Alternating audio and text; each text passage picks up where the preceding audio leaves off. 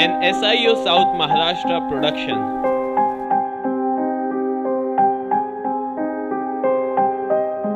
मेरा अनुमान जो है जो भी आपके सामने पेश किया गया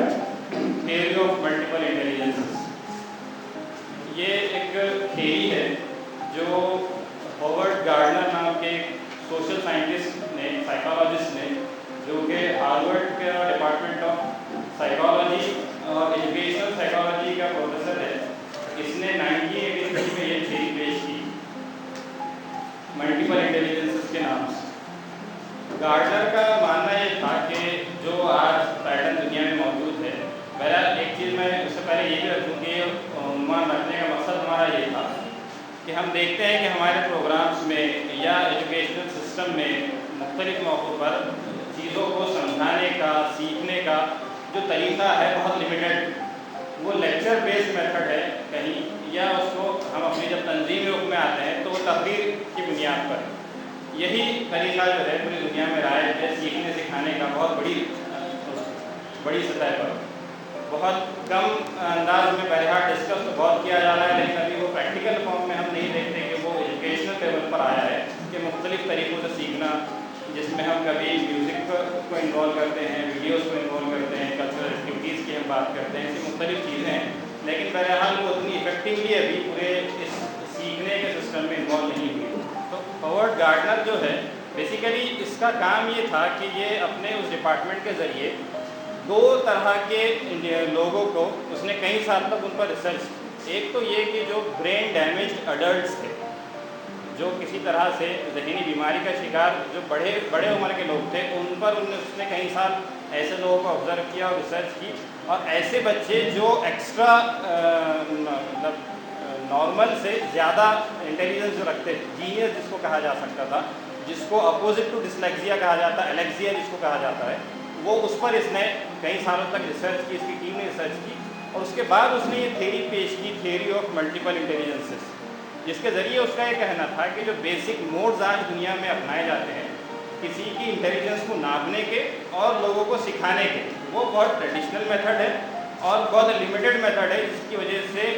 बहुत सारे इंटेलिजेंसेस, बहुत सारी सलाहियतें जो इंसानों में मौजूद है वो दब जाती हैं या उभर कर नहीं आ पाती। जिसकी उसने मिसाल दी, उसने अपनी थ्योरी प्रेजेंट करने के बाद एक यूनिवर्सिटी में जब लेक्चर दिया था, उसने पूरी बैकग्राउंड उसको पेश किया। उसने कहा कि अब तक ये मामला था कि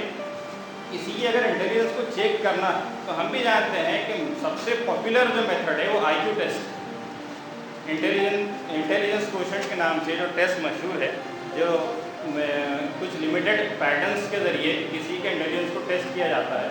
उसका कहना यह है कि ये टेस्ट जो है बेसिकली सिर्फ मैथमेटिकल और लिंग्विस्टिक बेस्ड, जिस शख्स के अंदर ये दो कैरेक्टर्स बहुत अच्छे होंगे, दो जहनियतों के ये दो रुख बहुत अच्छे होंगे, वो इसमें एक्सेल परफॉर्म करेगा, लेकिन जिसके अंदर ये सप्रेस होंगे, दीगर इंटेलिजेंस इंप्रूव होंगे, वो दुनिया के नज़दीक कोई इंटेलिजेंट आदमी नहीं होगा, बल्कि वो किसी तरह का बीमार, ज़हनी तौर पे बीमार या कम जहन वाला शख्स माना जाता है। और हॉवर्ड गार्डनर के नज़दीक ये एक गलत एनालिसिस। उसने ये भी पेश किया कि ये जो IQ टेस्ट है, बेसिकली ये हुआ ये था कि फ्रांस में पेरिस में, फ्रांस की शहर पेरिस में स्कूल्स में पढ़ने वाले बच्चों के जो पेरेंट्स थे, वालिदैन थे, उन्होंने उस वक्त एक साइकोलॉजिस्ट जिसका नाम था रगन बैनेट, उसका नाम उसको याद नहीं आ रहा था, उससे रिक्वेस्ट की थी कि तुम ऐसा कोई टेस्ट डिज़ाइन करो जिसके ज़रिए हम अपने बच्चों की ज़हनियत को जान सकें, जिसके ज़रिए हम अपने बच्चों के फ्यूचर के रुख को तलाश कर सकें, इस तरह का कोई टेस्ट आप डिज़ाइन करो। तो उसने बहुत चंद वक्त से में IQ नाम के उस टेस्ट को डिज़ाइन किया था, जो बहुत ज़्यादा पॉपुलर हुआ और पूरी दुनिया में चलता है। लेकिन बहरहाल गार्डनर का उस पर क्रिटिसिज्म यही है, कमेंट यही है कि वो चुनिंदा लोगों को ही हाईलाइट करता है, या उन्हीं चुनिंदा जहनियतों को ही वो डोमिनेटिव पोजीशन में शो करता है, बाकी सबको वो कम जहन का दिखाता है। एक और टेस्ट का गार्डनर ने जिक्र किया,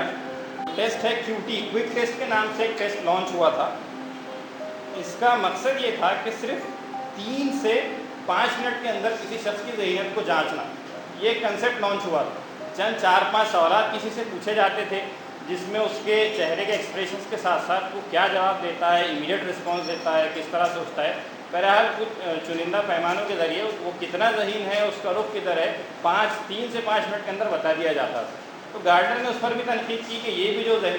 ذہنیت کو، قابلیت کو ٹیسٹ کرنے کا جو طریقہ ہے یا رخ کو ڈیفائن کرنے کا طریقہ ہے وہ بھی ٹھیک نہیں، اس لیے کہ پتہ نہیں ان 3 سے 5 منٹ میں وہ کس حالات سے گزر رہا ہوگا، وہ اس کا بیک گراؤنڈ کیا ہوگا، اور کس چیزوں پر وہ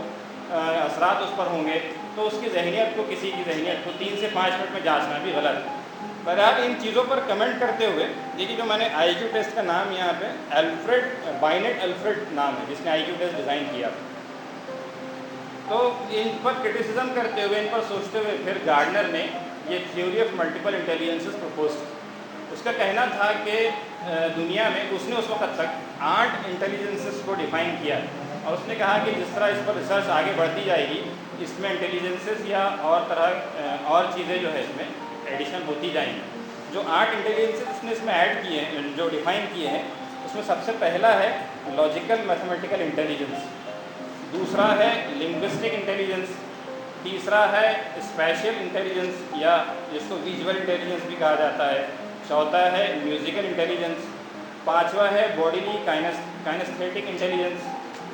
چھٹا ہے انٹرپرسنل انٹیلیجنس، ساتواں ہے انٹراپرسنل انٹیلیجنس، اور آٹھواں ہے نیچرلسٹ انٹیلیجنس۔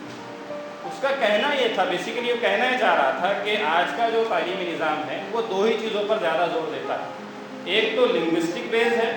یا دوسرا لاجیکل میتھمیٹیکل بیس ہے۔ نتیجتاً وہ بچے جو دیگر انٹیلیجنس میں زیادہ اچھی کیپیسٹی رکھتے ہیں، وہ پھر اپنے فیوچر کو ان صلاحیتوں کے عنوان سے، ان قابلیتوں کے عنوان سے آگے نہیں بڑھا پاتے، اس لیے کہ عام معاشرہ نہ اس کو ریکگنائز کرتا ہے، نہ اس کو آگے بڑھانے کی کوشش کرتا ہے، اس کو گنتا ہی نہیں ہے قابلیت کے عنوان سے، انٹیلیجنس کے عنوان سے، تو پھر وہ ریکگنائز کرنے کے معنی میں یا آگے بڑھانے کے معنی دور ہو جاتے ہیں۔ تو گارڈنر نے تھیوری پرپوز کی کہ یہ 7-8 طریقے کے سیکھنے کے ذریعے ہو سکتے ہیں۔ اس کو بعد میں ایجوکیشنل کریکولم میں انوالو بھی کیا گیا ہے کہ اسکولس میں سکھانے کے جو طریقے ہوتے ہیں، جہاں ٹیچر بورڈ پر کھڑا ہو کر صرف پڑھاتا ہے، کوئی چیز ریڈنگ کر لیتا ہے یا ٹیسٹ لے لیتا ہے، جس کا اگین لنگوسٹک معنی ہوتے ہیں، یا بڑی حد تک دلیلوں کے عنوان سے لاجسٹکس ایک کیٹیگری ہوتی ہے۔ تو اس نے کہا کہ بہت سارے بچے ایسے ہوتے ہیں جو میوزیکل سینس جن کا اچھا ہوتا ہے، جو میوزک سے بہت ساری چیزیں سیکھتے ہیں، بہت سارے بچے ایسے ہوتے ہیں جو باڈی موومنٹس سے چیزوں کو پہچان لیتے ہیں، بہت سارے بچے ایسے ہوتے ہیں جو امیجز ڈیزائن کرتے ہیں، وہ الفاظ کو امیجز میں کنورٹ کرتے ہیں، یا ان کو اگر امیجز دکھائی جائے تو وہ بہت اچھے سے سمجھ پاتے ہیں، بہت جلدی سیکھنے لگتے ہیں۔ تو اس طرح مختلف قسم کی انٹیلیجنسز ہوتی ہیں، انٹراپرسنل کانٹیکٹس ہوتے ہیں، انٹرپرسنل کانٹیکٹس ہوتے ہیں، جو دو یا دو سے زائد لوگوں کے درمیان کسی قسم کا انٹریکشن ہے، اس سے لوگ زیادہ سیکھ جاتے ہیں۔ انٹراپرسنل کوئی چیز ہوتی ہے کہ انسان اپنے اندر کی چیزوں کو بہت اچھے سے پہچانتا ہے، وہ اکیلے میں، خاموشی میں، خود پر غور کرتے ہوئے خود کی انٹیلیجنس کو بڑھاوا دے سکتا ہے۔ تو اس نے پرپوز کی کہ یہ سارے طریقے ہیں، اور کہیں پر سکھانے کے لیے، کنوے کرنے کے لیے، ایجوکیٹ کرنے کے لیے یہ تمام طریقے استعمال کرنا ضروری ہے، اس لیے کہ پتہ نہیں کون سا بچہ، کون سا سیکھنے والا کس قسم کی قابلیت کو، کس قسم کی انٹیلیجنس کو زیادہ پریفر کرتا ہے، اس کا ذہن کس چیز کو سپورٹ کرتا ہے۔ تو اس نے یہ تمام چیزیں پیش کی۔ ایک اسٹیٹمنٹ اس نے کہا کہ I am 100% convinced that if I were to come back to earth in 50 years, people would laugh at idea of uniform education۔ یہ کہ جو پیٹرن آج کا یونیفارم ایجوکیشن کا سسٹم ہے، ایک بیسک سلیبس ہر ایک کے لیے ڈیفائن ہے۔ بہت پہلے ایک مرکز عیسائیوں نے علی گڑھ میں ایک سیمینار آرگنائز کیا جو فلاسفی آف ایجوکیشن کے عنوان سے، وہاں پہ ایک شخص سے ملاقات ہوئی تھی جس نے کئی سال اپنے ایجوکیشن ڈپارٹمنٹ یونیسکو میں سرو کیے۔ اس کے بعد بہت چھوٹی سی چیز سے وہ اس کا ذہن بدلا، اور اس نے بالکل ساری جاب چھوڑ دی، اس کی وائف نے جاب چھوڑ دی جو وہیں یونیسکو میں جاب کرتے تھے، اور ڈیسائیڈ کیا کہ ہم اپنے بچوں کو کبھی اسکول میں نہیں ڈالیں۔ وہ چھوٹی سی چیز یہ تھی کہ اس نے کہا، دیکھا کہ اس کی بیٹی نرسری میں تھی، نرسری میں کسی سبجیکٹ کے عنوان سے ٹیسٹ لیا گیا، اس نے ہو سکتا اس میں نہیں لکھا ہوگا، رزلٹ فیل آ گیا۔ اس نے کہا کہ چھوٹی بچی ہے، آپ نے چھوٹا سا ایک ٹیسٹ لیا اور ایک بچی کو فیل ڈکلیئر کر دیا۔ تو ایک ایسا ایجوکیشنل سسٹم ہے کہ ایک چھوٹے سے 4 پیج کے صفحات کے یا 1 پیج کے صفحے کے ٹیسٹ کے عنوان پہ کسی بچے کو فیل ڈکلیئر کر دیتا ہے،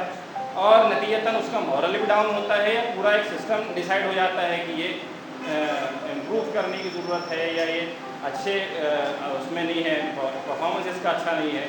تو صرف اس چھوٹی سی چیز سے اس کا ذہن بدلا اور وہ فیملی نے پورا ڈیسائیڈ کیا کہ اب ہم اپنے بچے کو کبھی کسی اسکول میں نہیں ڈالیں گے, ہم اپنے گھر میں پڑھائیں گے. اور وہ باضابطہ سائیکلس پر گھوم کر ایک قسم کا کوئی پریکٹیکل ایجوکیشن سسٹم اس نے ڈیزائن کیا ہے, وہ گاؤں گاؤں پھر کر وہ تعلیم دینے کی کوشش کرتے ہیں. تو اسی طرح کی کوئی چیز ہے کہ یونیفارم پیٹرن ہے ایجوکیشن کا, سکھانے کا, سیکھنے کا.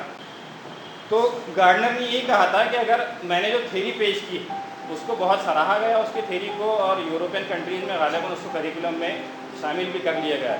اس نے کہا کہ اگر میں 50 سال بعد واپس آؤں تو مجھ کو اس بات کی یقین ہے کہ جو موجودہ ٹریننگ کا سسٹم ہے, ایجوکیٹ کرنے کا سسٹم ہے, اس کو دنیا ہنسے گی کہ ہم کتنے سالوں سے یہ غلط سسٹم سے پوری دنیا کو تعلیم دینے کی کوشش کر رہے تھے, سکھانے کی کوشش کر رہے تھے. گارڈنر کے مطابق جو 8 ذرائع میں نے آپ کے سامنے پیش کیے ہیں, اس میں جو سب سے پہلا ہے, جو موسٹ پرومیننٹ ہے, جو بہرحال رائج بھی ہے موجودہ ایجوکیشنل سسٹم کا, طریقہ تدریس کا حصہ بھی ہے, وہ لاجیکل میتھمیٹیکل انٹیلیجنس. اس نے کہا کہ اس نے ڈیفائن کیا, بیسیکلی اس نے ذہن کے الگ الگ حصوں کو ڈیفائن کیا. جس شخص کا ذہن جس چیز کو پریفر کرے گا وہ اس فیلڈ میں آگے بڑھے گا, وہ اس قابلیت میں آگے بڑھے گا. اس نے کہا کہ بہت ایبیلٹی ٹو ڈیٹیکٹ پیٹرنس, ایسے بہت سارے ذہن ہوتے ہیں جن کو دلیلیں بہت پسند آتی ہیں, جو دلیلوں کی بیسس پہ ڈسکورس کرنا بہت پسند کرتے ہیں, جن کو میتھمیٹیکل فیگرس, میتھمیٹیکل جو پیٹرنس ہوتے ہیں ان میں بہت زیادہ دلچسپی ہوتی ہے, جو فیکٹس کو میتھمیٹیکل فارم میں ہی, اسٹیٹسٹیکل فارم میں پریزنٹ کر کے دنیا کے سامنے ایک تھیوری پریزنٹ کر دیتے ہیں, کنکلوژنس لا لیتے ہیں, یا وہ اپنے اسٹڈی کرنے کے پیٹرن کو, ریسرچ کرنے کے پیٹرن کو بھی اسٹیٹسٹیکل فارم میں ہی پریزنٹ کرتے ہیں یا ریسرچ کرنا چاہتے ہیں. تو بہرحال ایسے ذہن ہوتے ہیں جو شروعات سے ہی اس کا فیور کرتے ہیں, کہ جن کی ایبیلٹی ٹو ڈیٹیکٹ پیٹرنس ہوتی ہیں, جو دلیلوں اور وجوہات پر زیادہ بلیو کرتے ہیں, جو ان کو زیادہ پریفر کرتے ہیں, جو لاجیکلی زیادہ سوچتے ہیں, تو یہ لاجکس کو زیادہ پسند کرتے ہیں. تیسری چیز یہ ہے کہ سائنٹیفک اور میتھمیٹیکل میتھڈس ان کا زیادہ پریفرڈ ہوتا ہے, اور آگے جا کر جو یہ لوگ بنتے ہیں, ان کا کریئر جو ہوتا ہے, جس کریئر کے فارم میں یہ ابھرتے ہیں, جس فیوچر کے فارم میں ابھرتے ہیں, تو وہ انالسٹ ہوتے ہیں, بینکرس ہوتے ہیں, انجینئرس ہوتے ہیں, اکاؤنٹنٹس ہوتے ہیں, ریسرچرس ہوتے ہیں, ٹریڈرس ہوتے ہیں. تو یہ میتھمیٹیکل ان کا ذہن جو ہے بہت ایکٹیو ہوتا ہے, بہت تیزی سے کیلکولیشنس کرتے ہیں اور کنکلوژنس اسٹیٹسٹکس کی بیسس پہ ڈیفائن کرتے ہیں. اس کے بعد دوسرا جو ہے وہ لنگوسٹک انٹیلیجنس ہے. بہت سارے ذہن ایسے ہوتے ہیں جن کو زبان سے بہت زیادہ دلچسپی ہوتی ہے. شعراء اکرام ہم جانتے ہیں جن کو لفظوں, چھوٹے چھوٹے الفاظ میں بہت ساری چیزیں بیان کر دینے کا ہنر حاصل ہوتا ہے, جو اپنے اشعار میں کئی ساری چیزیں بیان کر دیتے ہیں, جو ایسے بہترین آرٹیکلس لکھتے ہیں کہ چھوٹے سے آرٹیکل میں بہت کئی چیزیں وہ بیان کر لے جاتے ہیں, یا یہ ہے کہ اپنے ایک چھوٹے سے آرٹیکل کے ذریعے وہ دنیا کو کنونس کرنے کی صلاحیت رکھتے ہیں. تو جو الفاظ کا زبان سے دلچسپی رکھتے ہیں اور ان پر مہارت رکھتے ہیں, تو وہ لنگوسٹک انٹیلیجنس سے بلانگ کرتے ہیں, تو وہ اس کیٹیگری میں آتے ہیں. ان میں جو ہے کاپی رائٹرس ہیں, ایڈیٹرس ہیں, ہسٹورینس ہیں, جرنلسٹ ہیں, لائرس ہیں, پوئٹس ہیں, رائٹرس ہیں, PR اینڈ میڈیا کنسلٹنٹس ہیں, اسپیکرس ہیں, ٹیچرس ہیں اور ٹرانسلیٹرس. تو یہ وہ لوگ ہوتے ہیں جو الفاظ سے کھیلنا جانتے ہیں, الفاظ کا بہترین استعمال کرنا جانتے ہیں, چھوٹے چھوٹے چیزوں میں کس طرح بڑی بات کو کہہ دینا, یہ اس میں ان کی مہارت ہوتی ہے. یا ان کو زبان پر اگر ان کو سکھانے کے لیے زبان کا بہترین استعمال کیا جائے, زبان پر زیادہ زور دیا جائے, تو یہ اس کو زیادہ پریفر کرتے ہیں, زیادہ جلدی سے سیکھتے ہیں. ایک ایجوکیشنل سسٹم جو اکثر جاپان کے بہت سارے اسکولس میں استعمال کیا جاتا ہے, امپلیمنٹڈ ہے, وہ یہ ہے کہ ان کا ماننا ہے کہ اسکول کے ابتدائی کلاسز میں دیگر مضامین کو چھوڑ کر صرف زبانیں سکھائی جانی چاہیے. اس لیے کہ اگر کوئی بچہ زبانوں پر مہارت حاصل کر لے گا تو پھر کسی بھی قسم کے سبجیکٹ کو آسانی سے خود سے سمجھ لے, اس کو سمجھانے کی ضرورت نہیں پڑے گی. یہ ایک تھیری جیپنیز ایجوکیشنل سسٹم کی ہے جو وہاں پہ اسکولوں میں امپلیمنٹڈ ہے. تو زبان کو وہاں پر بہت زیادہ اہمیت حاصل ہے. تیسرا جو انٹیلیجنس, تیسری جو کیٹیگری گارڈنر نے پیش کی ہے وہ اسپیشل انٹیلیجنس, جس کو ویژول انٹیلیجنسز یا آرٹ اینڈ پکچر کی بیس پر کہا جاتا ہے. اکثر دیکھیے بی ایڈ یا ڈی ایڈ جنہوں نے کیا ہے تو اس میں ایک چیز جب وہ ان کو سکھایا جاتا ہے کہ آپ اسکول میں بچوں کو پڑھائیں گے کیسے، تو ٹیچنگ کے ساتھ ساتھ ان سے یہ بھی کہا جاتا ہے کہ پڑھاتے پڑھاتے اپنی باڈی کے کو مختلف قسم کے movements related to that matter جو آپ پڑھا رہے ہیں جو انجام دیں گے تو بچوں کی دلچسپی زیادہ بڑھے گی. آپ اگر کسی کو پویم پڑھا رہے ہیں تو آپ تالی بجاتے جائیں گے، پورے کلاس میں گھومیں گے، پویم میں کیا پڑھایا جا رہا ہے تو اس کی ایکٹنگ کرنے کی کوشش کریں گے. پورا بیسیکلی باڈی لینگویج کی جو بات کی جاتی ہے، اسپیشل انٹیلیجنس کا نام باڈی لینگویج کو پریزنٹ کرنے کا. تو بہت سارے لرنرز ایسے ہوتے ہیں جو باڈی کے اس موومنٹس کو دیکھ کے جلدی سے سیکھ جاتے ہیں، یا بہت باریکی سے نظر رکھتے ہیں کہ اس نے آنکھوں کو اس طرح سے ہلایا، جو کسی شخص کے باڈی موومنٹس کو دیکھ کر پہچان جاتے ہیں کہ یہ کیا کرنے کی کوشش کر رہا ہے. ہو سکتا ہے کہہ کچھ رہا ہو لیکن اس کے ذہن میں کچھ اور ہو جو ظاہر نہ کر رہا ہو، لیکن باڈی اس چیز کو شو کر دیتی ہے. Action speaks louder than words والی جو بات ہے وہ یہاں پر لاگو ہوتی ہے کہ باڈی موومنٹس جو ہے، باڈی لینگویج جو ہے وہ یہاں زیادہ امپورٹنس رکھتی ہے. کہ سکھانے کے معاملے میں صرف بولنے سے زیادہ اگر کوئی باڈی لینگویج کا بہتر استعمال کر رہا ہے، جو چیز وہ کہہ رہا ہے اس کو دھیرے دھیرے اپنی باڈی لینگویج میں اس کو شو بھی کرنے کی کوشش کر رہا ہے، تو وہ بھی سکھانے کے لیے، سیکھنے کے لیے زیادہ ضروری محسوس ہوتی ہے. تو یہ تیسری قسم کی ہے. اس میں یہ بھی ہے کہ بہت سارا اکثر ہم اپنے تنظیم کی کیمپینز میں بات کرتے ہیں کہ ایک چھوٹا سا پوسٹر بہت ساری چیزیں بیان کر دیتا ہے، ایک چھوٹی سی پکچر بہت ساری چیزیں بیان کر دیتی. تو یہ ہماری کیمپیننگ میں لوگوں کو کنوے کرنے میں، لوگوں کو کنونس کرنے میں ہم جہاں صرف اورل فارم کو اپناتے ہیں، اب دھیرے دھیرے یہ مرحلہ ہم آگے بڑھ رہے ہیں کہ ہم پوسٹرز کا، پکچرز کا استعمال زیادہ کرنے کی کوشش کر رہے ہیں. تو وہ یہ انٹیلیجنس کو اس سیکشن میں وہ آتا ہے کہ بہت سارے لوگ ہوتے ہیں چھوٹا سا پوسٹر دیکھ کر وہ اس سے کنونس ہو جاتے ہیں. ڈی این اے کی کیمپین اس معاملے میں اکثر یاد آتی ہے کہ D N a news paper جب لانچ ہونے والا تھا تو بامبے والے جانتے ہوں گے وہ جو بینرز اس نے ہورڈنگ جو لگائے تھے بہت شاندار اس نے کیمپیننگ کی. ایک اس کا بینر تھا جس میں خیر کوئی پکچر تو نہیں تھی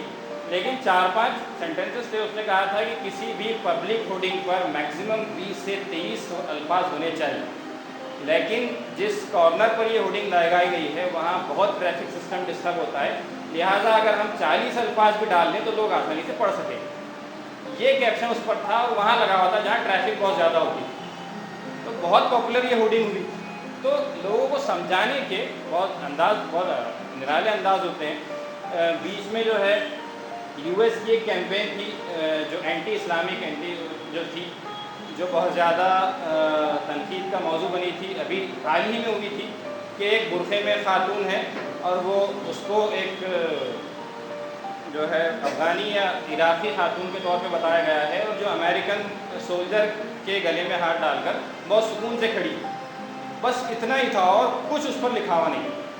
تو اس پوسٹر کے ذریعے دکھائی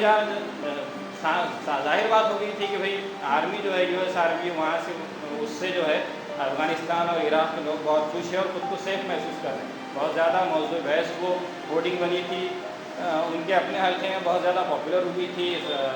مسلم حلقے میں بہت زیادہ تنقید کا موضوع بنی تھی، لیکن اوور آل وہ تمام جگہ اس چھوٹے سے منظر کے ذریعے پھیلی. تو پکچرز کے ذریعے کنوے کرنے کی کوشش کرنا، پکچرز کے ذریعے پریزنٹ کرنے کی کوشش کرنا، شیپس کے ذریعے پریزنٹ کرنے کی کوشش کرنا، یہ ایک اسپیشل انٹیلیجنس کا پارٹ. ہم نے اپنے خیر دعویٰ کی جو مصحف وغیرہ جانتے ہیں کہ ہم جو کوشش کر رہے تھے دعویٰ کیمپین کا، ہم جو عنوان رکھنے کی کوشش کر رہے تھے ایپسلون والا، کہ ہم ایک شیپ کے ذریعے کچھ کنوے کرنے کی کوشش کر رہے تھے. بہرحال وہ ہارڈ محسوس ہوا تو ہم نے اس کو ڈراپ کر دیا. مشکل محسوس ہوا کہ ڈیولپمنٹ ڈپینڈس اپون کیا تھا وہ world view, development depends upon world view. جو ایپسلون والا، ایپسلون اور ڈائریکٹلی پروپورشنل ٹو والا جو کیپشن اتنا دیگر تھا، اتنا شیپ تھا، ہم اس کو استعمال کرنے کی کوشش کر رہے تھے. بہرحال شیپس وغیرہ کے استعمال کے ذریعے، پکچرز کے استعمال کے ذریعے بہترین انداز میں سمجھایا جا سکتا ہے، اور یہ طریقہ بھی اپنانا ضروری ہے.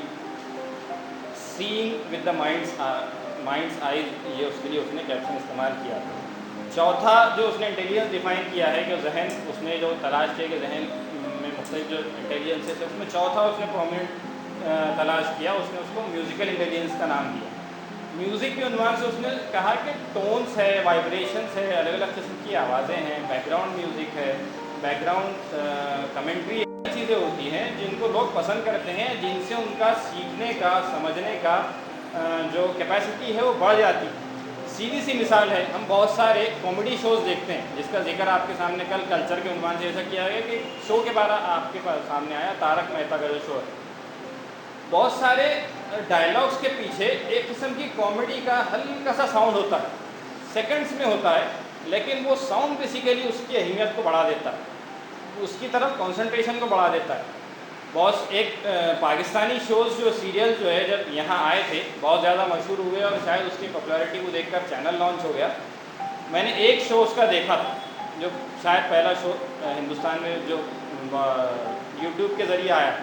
शो को देखने के बाद मेरा फाइनल ये लगा कि अगर इसका बैकग्राउंड म्यूज़िक हटा दिया जाए तो शायद ही एक एपिसोड से ऊपर कोई इसको देख सके। बैकग्राउंड में सॉफ्ट साउंड चलता है, वो अगर हटा दिया जाए तो शायद ही कोई इसको देख सके। तो म्यूज़िक जो होती है वो भी बहरहाल सीखने के अमल को या दिलचस्पी के अमल को, कंसंट्रेशन को इंक्रीज़ करती है। अक्सर स्कूल के गैदरिंग्स या ड्रामाज जो होते हैं, ड्रामा प्रेजेंट करते करते बैकग्राउंड में एक सॉफ्ट साउंड चलाया जाता है, वो और देखा जाता है कि अगर वो साउंड हटा लिया जाए और सिर्फ ड्रामा प्रेजेंट किया जाए तो दिलचस्पी में फ़र्क हो जाता है, बहुत फ़र्क हो जाता है। तो उसने कहा कि म्यूज़िकल इंटेलिजेंस होती है तो म्यूज़िक में टोन्स है, बैकग्राउंड साउंड है, बैकग्राउंड में कमेंट्री करने वाले की भी ख़ास आवाज़ें होती हैं। कोई अगर फॉर एग्ज़ाम्पल हमारे पास यहाँ अक्सर हमने देखा है कि हमारे कैंप्स होते हैं, उसमें ड्रामा पेश किया जाता है, बैकग्राउंड में एक किस्म का एक्सप्लेनेशन होता है। वो खैर उसका नेगेटिव सेंस होता है कि जो हम एक्टिंग से प्रेजेंट ही कर पा रहे, पीछे से एक आदमी कहता रहता है कि हाँ अभी जो कहा जा रहा है वो ये किया गया। खैर वो उस नुक्ते नज़र से नहीं होता, लेकिन बैकग्राउंड कमेंट्री जो होती है उसके लिए भी ख़ास आवाज़ होती है। हर कोई आवाज़ जो है उसको उस इफेक्टिव अंदाज में पेश नहीं कर सकती, उसके ख़ास टोन होता है, उसके लिए ख़ास ठहराव होता है। तो वो सारी चीज़ें सीखने के अमल को, दिलचस्पी के अमल में बहुत सारी तब्दीलियाँ ला लेती है। तो उसने चौथी चीज़ म्यूज़िकल इंटेलिजेंस को पेश की। उसने कहा कि जो इस इंटेलिजेंस में ज़्यादा आगे होते हैं, इस काबिलियत को ज़्यादा रखते हैं, वो एकॉस्टिक इंजीनियर्स बनते हैं, कंपोजर्स बनते हैं, एंटरटेनर्स बनते हैं, एनवायरनमेंट एंड नॉइज़ एनालिस्ट बनते हैं, म्यूज़िक परफॉर्मेंस प्रोड्यूसर्स बनते हैं, जो सिंगर्स बनते हैं। ये इस इंटेलिजेंस के माहिरीन जो होते हैं वो इस फील्ड में जा सकते हैं, या इन तरीक़ों से जो मैंने आपको पहले एक्सप्लेन की, हम दिलचस्पी के अमल को, सीखने के अमल को हम आगे बढ़ा और ज़्यादा मौसर बना सकते हैं। पांचवी चीज़ जो उसने पेश की वो बॉडीली काइनेस्थेटिक की है। जो उसने कहा है कि बॉडी के साथ जो कोऑर्डिनेशन होता है, ये इसका बहुत ज़्यादा मुझको डेटा तो नहीं मिला, लेकिन कोऑर्डिनेशन होता है उसको ऑब्ज़र्व ज़्यादा करते हैं या उसकी ज़्यादा अहमियत होती है। जो इस काबिलियत की तरफ ज़्यादा झुकाव रखते हैं वो लोग एथलीट्स बनते हैं, बायोलॉजिस्ट बनते हैं, डांसर्स बनते हैं, फिज़िकल एजुकेशन के टीचर्स बनते हैं, या मार्शल आर्ट्स के माहिरीन बनते हैं, जो बॉडीली काइनेस्थेटिक इंटेलिजेंस के में ज़्यादा अपना झुकाव रखते हैं। कम्युनिकेशन बाय बॉडी उसके बॉडी कोऑर्डिनेशन के अंदर। छठी चीज़ उसने कही कि इंटरपर्सनल कम्युनिकेशन, यानी ग्रुप और पीपल के दरमियान जो कोऑर्डिनेशन होगा उसके ज़रिए जो चीज़ सीखी जाएगी, चाहे वो डिस्कशन का उन्वान हो, चाहे वो परफॉर्मेंस का मामला हो, चाहे वो किसी और ग्रुप के दरमियान कोई एक्टिविटी करते करते चीज़ें अचानक सीख लेने का मामला हो, तो वो इंटरपर्सनल इंटेलिजेंस के उन्वान से आता है। Ability to understand feelings and intentions of others. इसमें एक चीज़ ये भी होती है कि जो कायदीन होते हैं, जो ग्रुप लीडर्स होते हैं, वो इस इंटेलिजेंस के माहिरीन होते हैं। वो जान लेते हैं कि जिस ग्रुप के दरमियान वो रह रहे हैं, पर्टिकुलर वर्ड किस इमोशंस के साथ गुजर रहा है, वो क्या चीज़ सोच रहा है, वो उसके आँखों को ऑब्ज़र्व करने से या उसके एक्सप्रेशंस के ज़रिए जान लेते हैं कि मैं जिस ग्रुप में रह रहा हूँ तो ग्रुप के लोग मुख्तलिफ़ चीज़ों के बारे में क्या सोच रहे हैं, चीज़ों के बारे में क्या रवैया रखते हैं। तो ये वो बहुत अच्छे से जान लेता है जो इस इंटेलिजेंस की तरफ ज़्यादा झुकाव रखता है। तो पर्सनल इंटरेक्शन के थ्रू ये सीखने का सिलसिला मरहला होता है। इंडिविजुअल जो 1-to-1 सीखने का जो मरहला होता है वो भी इसके अंदर काउंट होता है। پھر ساتواں جو ہے وہ انٹرپرسنل انٹیلیجنس ہوتی ہے. تو اس نے کہا کہ بہت سارے ہم لوگ ایسے دیکھتے ہیں کہ جن کو گروپ میں رہنا پسند نہیں ہوتا، بلکہ وہ اکیلے میں، جس کو ایک طرح سے کہا جائے کہ صوفی حضرات ہوتے ہیں جو اکیلے میں بیٹھ کر خود کے بارے میں سوچ کر زیادہ سیکھنے کا رجحان رکھتے ہیں، جن کو گروپ سے لوگوں کے درمیان ملنے ملانے سے بہت زیادہ دلچسپی نہیں ہوتی. وہ ایکانت میں زندگی گزار کر غور و فکر کر کے سیکھنے کے مرحلے کو زیادہ پریفر کرتے ہیں. تو وہ انٹرپرسنل انٹیلیجنس میں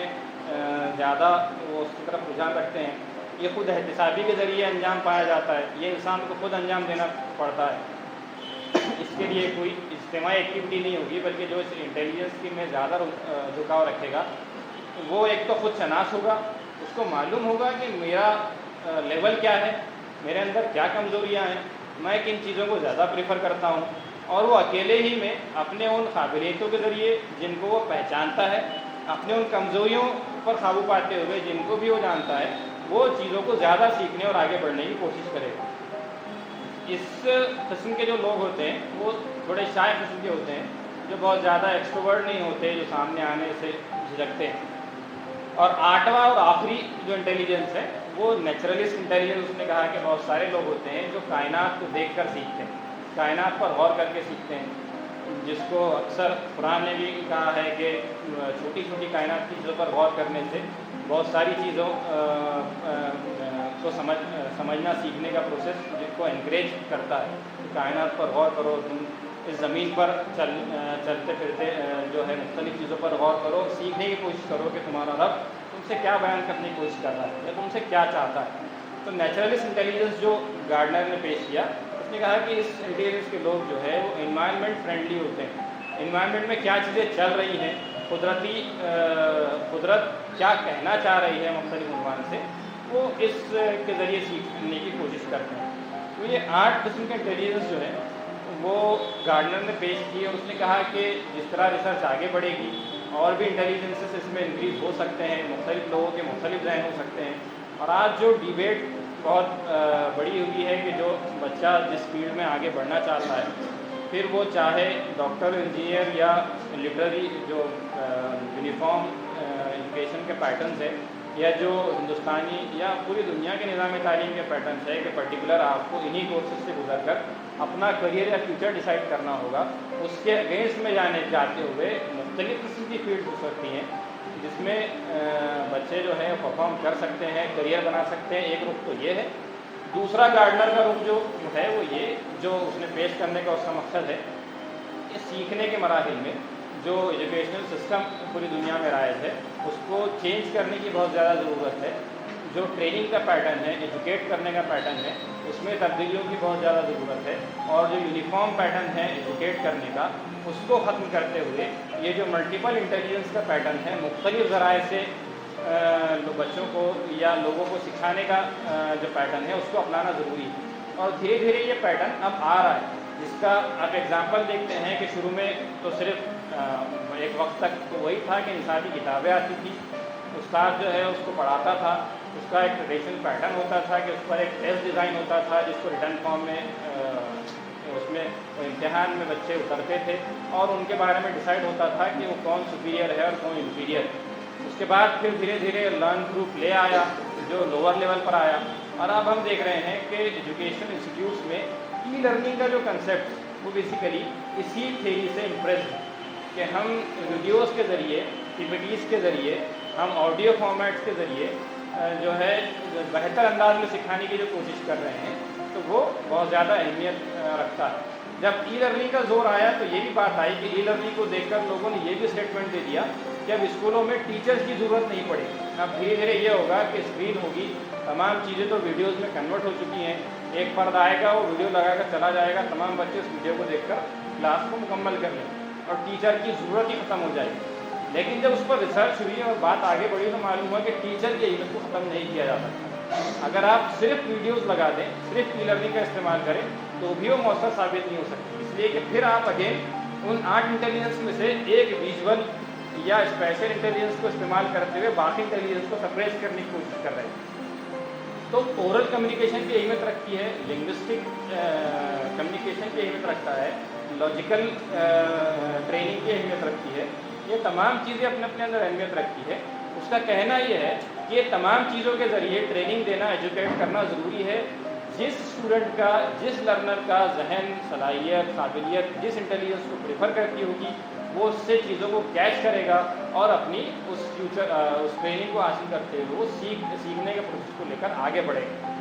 یہاں اس کو رکھنے کا ایک مقصد تو یہ تھا کہ ایجوکیشن سسٹم کے اس چیزوں کو پیش کیا جائے، اور ساتھ ہی ساتھ ہمارا بھی جو پیٹرن ہے ایجوکیشنل، ہمارا بھی جو پروگرامس کا جو پیٹرن ہے، جس کو ہم دھیرے دھیرے کوشش کر رہے ہیں چینج کرنے کی. بہت مشکل جا رہی ہے، ایسا لگ رہا ہے کہ ڈرامہ بھی پیش کیا جاتا ہے تو پھر وہی خطبات، خیر اب وہ ٹرینڈ بن چکا ہے کہ وہی خطبات ہوتی ہے، وہی لیکچر ہوتا ہے. لوگ ویڈیو کے فارم میں بھی آ کر تقریر پیش کرتے ہیں، جس کو ہم ویڈیو فلم کے طور پہ پیش کرتے ہیں. تو یہ تبدیلی لانے کی ضرورت، مختلف قسم کے طریقے ہیں جس کو پریزنٹ کیا جانا چاہیے. نداء صفحہ کے عنوان سے بھی آپ دیکھتے ہیں کہ جو اسائنمنٹس ہم نے آپ کو دیے تھے، تو آپ سے کہا گیا تھا کہ آپ جو چیز کر سکتے ہیں، آپ پوسٹر بنا سکتے ہیں، آپ چھوٹی سی ویڈیو کلپ بنا سکتے ہیں، آپ کہیں سے کوئی چیز اٹھا کے پیش کر سکتے ہیں، جس فارم میں آپ پریزنٹ کر سکتے ہیں پیش کرنے کی کوشش. تو دنیا مختلف انداز میں پیش کر رہی ہے، ہم جو ہے بہت لمیٹڈ فارم میں چیزوں کو ایکسپلین کر رہے ہیں. جتنے احتجاج دنیا میں ہوتے ہیں، ہم ایشوز کو بھی آج اگر ٹیکل کرتے ہیں، راستوں پر کھڑا رہ کر اگر احتجاج بھی کرتے ہیں، تو زیادہ سے زیادہ ہم جھانکی کر لیتے ہیں، زیادہ سے زیادہ ہم کوئی روڈ جو نکڑ ناٹک ہوتا ہے وہ کر لیتے ہیں، یا پھر ایک اسٹیپ پیچھے آ کر ہم وہی پلے کارڈ لے کر کھڑے ہوتے ہیں، نعرے لگاتے ہیں اور خاموشی سے واپس آ جاتے ہیں. لیکن ہم وہ بھی منظر دیکھتے ہیں سوشل نیٹورکنگ کے انداز میں کہ دنیا کس انداز میں احتجاج کرتی ہے. بہت یونیک انداز میں ایسا احتجاج ہوتا ہے کہ پورا میڈیا پھر مجبور ہو جاتا ہے اس کو کوریج دینے کی. ایک چھوٹی سی مثال جو ہم نے یہیں اپنائی تھی کہ ایک 2-3 سال قبل جو ہے یہاں پر تنظیم کی جانب سے ہی ہومو سیکشوالٹی پر ایک پروٹیسٹ آرگنائز کیا گیا تھا. پروٹیسٹ بہرحال وہی جاری تھا، بینرز تھے، بینرز پہ کچھ امیجز تھی، نعرے لگ رہے تھے، پلے کارڈ جاری تھے، تحاریر ہو رہی تھی. اچانک جو ہے صدر صاحب جو ہمارے موجودہ صدر صاحب، ان کو ذہن میں آئیڈیا آیا. فوراً انہوں نے مجھ کو لیا، ایک آٹو ہم کر کے جگہ گئے، ایک کتے کو ہم نے کرائے پہ لیا، وہاں پہنچے، ایک فرد کے ہاتھ میں کتا